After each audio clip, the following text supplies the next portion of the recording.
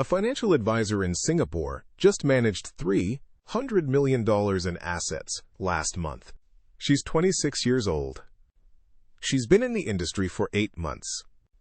The AI system she uses, most wealth managers don't even know it exists yet. While the largest wealth transfer in human history unfolds, $84 trillion moving from boomers to millennials and Gen Z over the next 2 decades, there's a parallel transfer happening that nobody's talking about.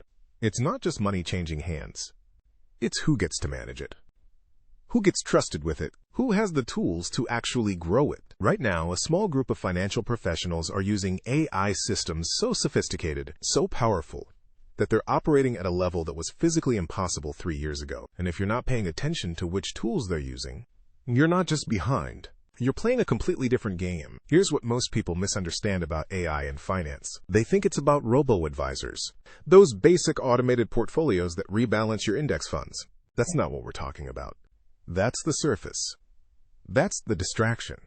Cyrus Vinn explained it to me like this. He said the real revolution isn't AI replacing financial advisors.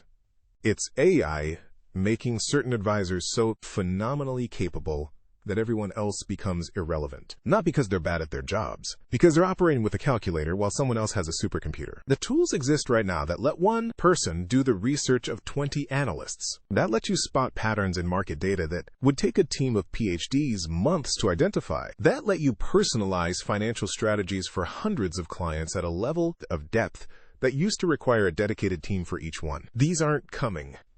They're here.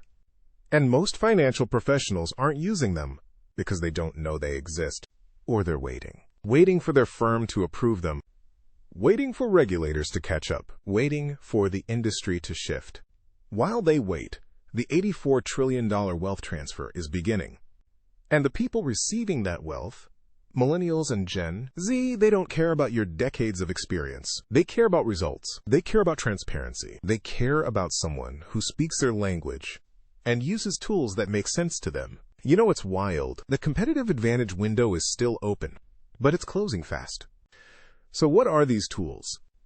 Let's get specific. First, there's a class of AI systems doing what's called alternative data analysis. They're processing satellite imagery of parking lots to predict retail earnings. They're analyzing credit card transaction patterns across millions of consumers to spot economic shifts before they hit traditional indicators. They're reading thousands of earnings call transcripts simultaneously and detecting sentiment changes, hesitation patterns, confidence levels in CEO responses. One wealth manager I spoke with uses an AI tool that monitors climate data, supply chain disruptions, and social media trends to predict commodity price movements.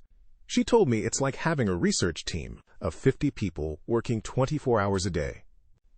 Except it never gets tired, never misses a detail, never lets bias cloud the analysis. Second, personalization engines. Maya Chen, she's not a financial professional, she's just someone trying to understand where money is going in this new world. She asked me something interesting. She said, if AI is so good at personalizing Netflix recommendations, why is my financial advice so generic? Great question. The answer is, it doesn't have to be. There are AI systems now that ingest everything about a client's financial situation, their spending patterns, their life goals, their risk tolerance, even their behavioral biases. And they generate truly customized strategies. Not you fall into category B, so here's template B. Actual unique approaches. One advisor showed me how his AI tool identified that a client's spending anxiety always spiked in December, historically leading to poor investment decisions. The system automatically adjusted communication timing and portfolio reviews to address this pattern. That's not replacing the human advisor. That's making the human advisor almost superhuman in their ability to serve clients. Third, and this is where it gets really interesting, scenario modeling at scale. The wealthy have always had access to sophisticated financial modeling. What if the market drops 20%? What if I retire at 62 versus 65? What if tax policy changes? But running those scenarios used to require expensive analysts and lots of time. Now there are AI platforms that can run 10,000 scenarios in seconds. Stress test your entire financial plan against every possible future. One planner told me she uses an AI system that models her clients' retirement plans against historical market data projected healthcare costs, longevity probabilities, inflation scenarios, even potential family situations like supporting aging parents or helping kids with college. It shows probability distributions for every outcome. Her clients aren't hoping their plan works. They're seeing exactly what needs to be true for it to work and what the fallback options are if things change. She's not smarter than other planners. She's equipped differently. Here's what the prepared are doing right now. They're not waiting for their institutions to hand them AI tools.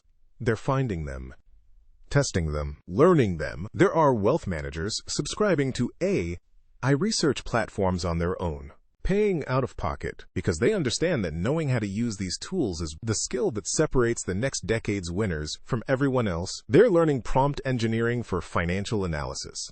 How to ask AI systems the right questions to get insights that matter. They're building personal AI research assistants using tools like ChatGPT, Claude, and specialized financial AI platforms. They're creating custom GPTs trained on their client, communication style, their investment philosophy, their research process. One advisor I know has an AI system that drafts personalized client updates based on market movements and individual portfolio positions.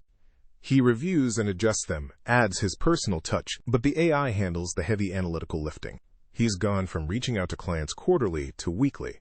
His retention rate is 97%. They're also doing something subtle but crucial. They're becoming translators. They're learning to take complex AI-generated insights and make them understandable, actionable, human. Because here's the thing. The AI can process infinite data, but it can't hold a client's hand during market volatility. It can't build trust over coffee.